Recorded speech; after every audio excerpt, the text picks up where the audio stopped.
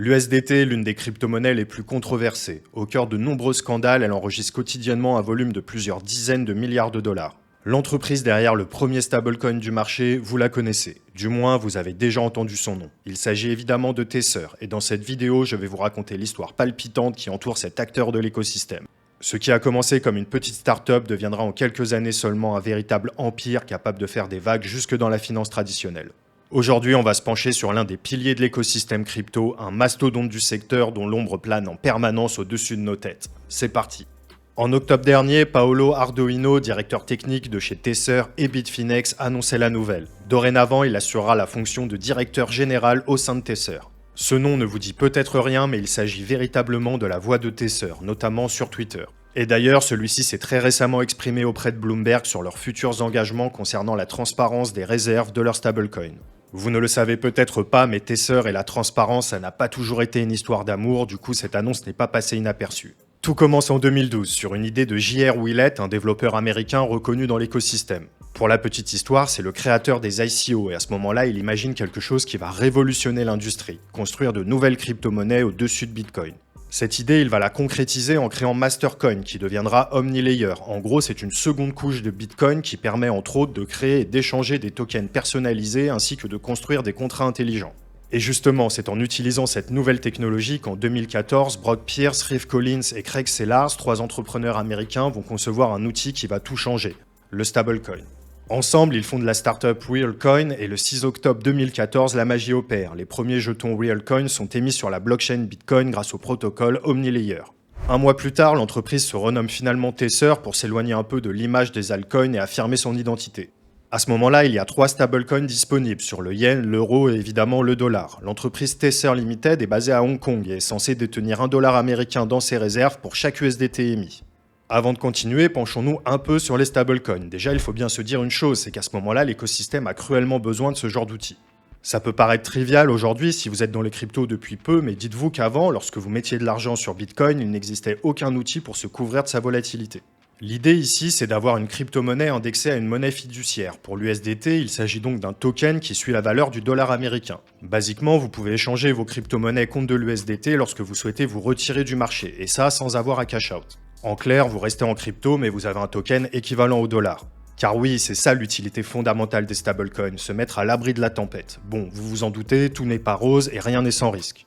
Les utilisateurs de l'UST, le stablecoin décentralisé de Terraform Labs, en ont par exemple fait les frais, même si ce n'est pas tout à fait le même genre de risque que l'USDT. Mais passons. Le stablecoin est un outil indispensable dans notre écosystème, et lorsque l'USDT est arrivé, il répondait à un réel besoin. Il y avait vraiment une demande conséquente pour ce type de produit. Bref, le temps passe et Tether entame sa conquête du monde des cryptos et encore aujourd'hui, leur USDT s'impose comme le plus gros stablecoin du genre. Rendez-vous compte, le bazar pèse 85 milliards de dollars à l'heure actuelle, c'est colossal. Mais vous vous en doutez, un tel mastodonte ne peut pas être exempt de tout reproche et autant vous dire que ces dernières années, quand Tether vacillait, c'est tout l'écosystème qui tremblait. Maintenant, il est temps de vous parler de Bitfinex, c'est une grosse plateforme d'échange hongkongaise créée en 2013. Début 2015, Bitfinex devient le premier exchange crypto à accepter massivement Tether, et le moins que l'on puisse dire, c'est que des relations plutôt douteuses vont se nouer entre les deux entités. En réalité, à ce moment-là, Bitfinex attire énormément d'utilisateurs et de traders grâce à Tether, et les premiers red flags commencent à affluer.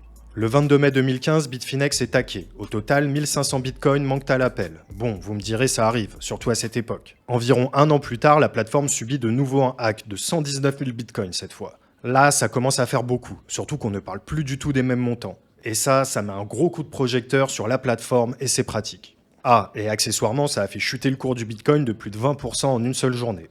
Depuis, les voleurs ont été retrouvés et ont plaidé coupables pour le vol des fonds de la plateforme, et l'histoire derrière tout ça est vraiment croustillante. Encore aujourd'hui, c'est l'un des plus gros hacks qui a eu lieu dans notre écosystème, mais pas d'inquiétude. Si ça vous intéresse, je vous ferai des vidéos dédiées à ces épisodes qui ont marqué l'histoire de la cryptosphère. Dites-moi ce que vous en pensez en commentaire. Mais revenons à Bitfinex qui a géré le hack à sa manière et sans rentrer dans les détails, il y a eu un gel d'une partie des fonds des utilisateurs et une distribution d'un token en compensation, le BFX. C'était un token de dette, en clair une promesse de l'entreprise de rembourser les pertes sur le long terme en rachetant le token en question avec une partie de leurs bénéfices. Il était d'ailleurs possible de trader le token directement sur la plateforme. Les jetons d'une valeur nominale de 1 dollar s'échangeaient entre 49 et 65 centimes de dollars pendant la majeure partie de l'année 2016. La décote reflétant le risque perçu par le marché que la plateforme ne serait jamais en mesure de récupérer la perte. Le prix est même monté jusqu'à 89 centimes en mars 2017. Qu'on s'entende bien, c'est mieux que rien, mais bon, quand vous vous connectez et qu'une partie de vos précieux bitcoins ont été remplacés par un token obscur, c'est plutôt moyen.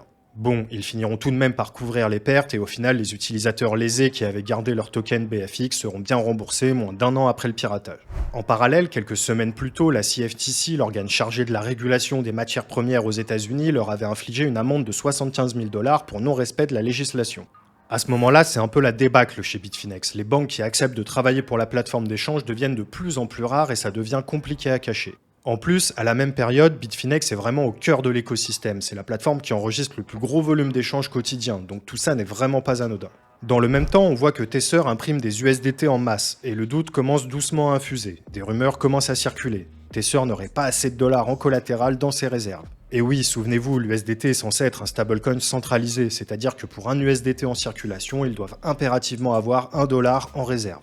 Et là, la CFTC revient à la charge et commence à taper du poing sur la table, arguant que Tether n'a jamais organisé d'audit professionnel dans les règles de l'art. En gros, les réserves de Tether sont totalement opaques et il y a de sérieux doutes sur le fait qu'ils disposent du collatéral suffisant. Tether a bien effectué un audit comptable, mais juste avant ça, ils ont reçu plus de 380 millions de dollars de la part de Bitfinex. Comme c'est bizarre. D'ailleurs, ça leur aura valu une amende plutôt salée, plus de 40 millions de dollars. Bon, on vous l'a dit tout à l'heure, Bitfinex a beaucoup de mal à trouver des banques qui acceptent de travailler avec eux. En 2019, ils conviennent d'un accord avec Crypto Capital, une banque crypto-friendly qui accepte de leur fournir ses services. Bitfinex va leur transférer près d'1 milliard de dollars. Il faut bien comprendre qu'à cette époque, Crypto Capital est l'une des banques les plus importantes de l'écosystème crypto. L'histoire est longue et ça mériterait une vidéo dédiée, mais ce que vous devez retenir, c'est que ça a mal tourné et qu'ils ont fini par partir avec la caisse. C'est une perte sèche de 850 millions de dollars pour Bitfinex, et on va le voir, Tether va jouer un sacré rôle dans cette affaire. Mais pas que Tether d'ailleurs, puisque Bitfinex va organiser une ICO pour son token d'exchange au même moment, le Leo Token. Les fonds levés seront utilisés pour couvrir les pertes et combler le trou béant laissé par Crypto Capital. Vous l'aurez compris, il y a de réelles inquiétudes sur l'état des réserves de Tether, et petit à petit, les gens vont essayer de comprendre de quoi il en retourne. D'abord, on ne peut pas passer à côté de Bitfinex, qui est un crypto-enquêteur qui a fait un énorme travail de recherche en tentant de montrer et de prouver les liens qui existent entre Bitfinex et Tether. Il évoque à la fois des fraudes, des manipulations de marché et même le déclenchement de certains gros mouvements sur le prix du Bitcoin à cause des magouilles des deux entités. Si vous ne le connaissez pas et que ça vous intéresse, je vous encourage vivement à aller voir son travail. Et puis, ce n'est pas le seul à avoir ce genre de soupçons. En 2019, une plainte est déposée à l'encontre de Bitfinex, Tether et compagnie, les accusant des mêmes griefs. Et puis des articles sont publiés, des études aussi, qui montrent une étrange corrélation entre la hausse du prix du Bitcoin et l'impression du USDT. À ce stade, vous l'avez compris, il existe des liens étroits et obscurs entre Bitfinex et Tether, mais une affaire en particulier viendra éclairer tout ça, les Paradise Papers. Vous savez, les millions de documents rendus publics en 2017 par le Consortium international des journalistes d'investigation. Ces papiers divulguent des informations sur les avoirs offshore de personnalités politiques, célébrités et entreprises et révèlent des pratiques d'optimisation et d'évasion fiscale à grande échelle. Dans cette myriade de scandales financiers, on apprend qu'une partie de la tête de Bitfinex est la même que celle de, devinez, Tether. En tout cas, deux cadres dirigeants de Bitfinex, Giancarlo Devazzini et Philip Potter, sont bel et bien liés de près à Tether.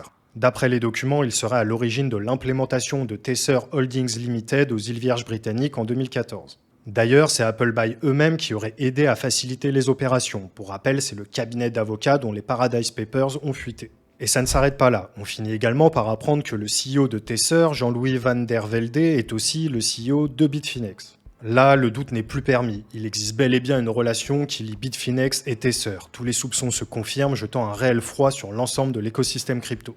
Si on récapitule, voilà ce qu'on reproche à Tether à ce moment-là. Fraude, blanchiment d'argent, manipulation du prix du Bitcoin et réserve insuffisante. Vous vous souvenez des 850 millions de dollars volés par Crypto Capital à Bitfinex ? Eh bien, la justice new-yorkaise les accuse d'avoir, avant leur ICO, couvert les pertes avec les réserves de l'USDT. Tether va se voir infliger une autre amende de 18,5 millions de dollars et l'obligation de fournir un état trimestriel de ses réserves.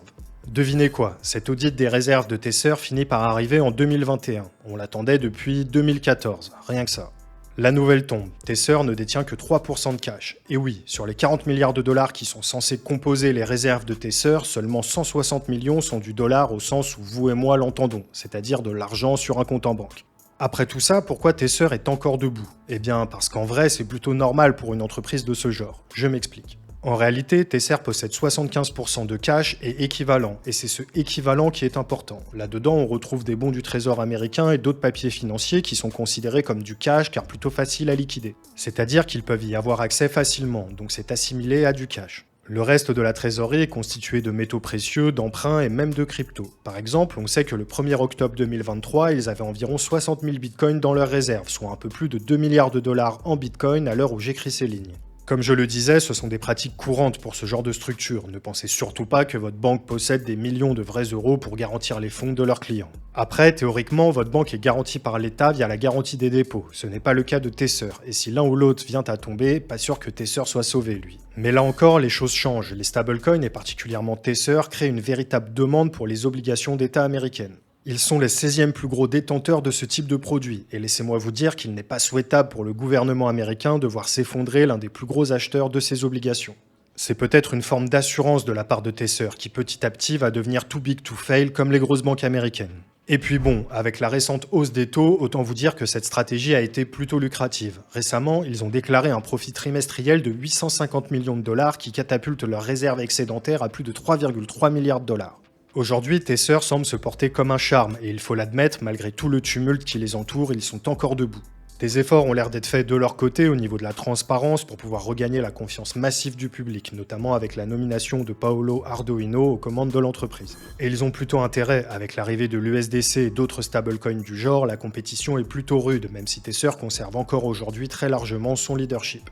En tout cas, malgré tous ces soucis, on dirait bien que les investisseurs ont plus ou moins décidé d'éluder tout ça. Le stablecoin reste aujourd'hui un outil fondamental de l'écosystème qui permet de se préserver de la volatilité, mais aussi, il faut le dire, de s'affranchir des contraintes et des délais liés aux banques. C'est une nouvelle façon d'utiliser le dollar américain. D'ailleurs, dans les pays non bancarisés, l'USDT est souvent bien plus utilisé que le Bitcoin. Je dois vous avouer que je suis assez admiratif de Tether. Ils ont toujours réussi à se sortir des problèmes et ils restent très rock dans leur approche de l'écosystème. J'attends tout de même beaucoup plus de transparence de leur part et on espère tous qu'ils ne seront pas la prochaine cible des régulateurs. On arrive à la fin de cette vidéo. Pour les prochaines, je me demande si je ne vais pas me concentrer sur certaines histoires et personnalités controversées de l'univers crypto. Dites-moi si vous avez des idées en commentaire. Pensez à vous abonner et à activer la cloche pour ne pas rater les prochaines vidéos. Merci à Thomas qui m'a aidé dans la réalisation. C'était Romain du Journal du Coin. On se retrouve la semaine prochaine pour une nouvelle vidéo. Bye!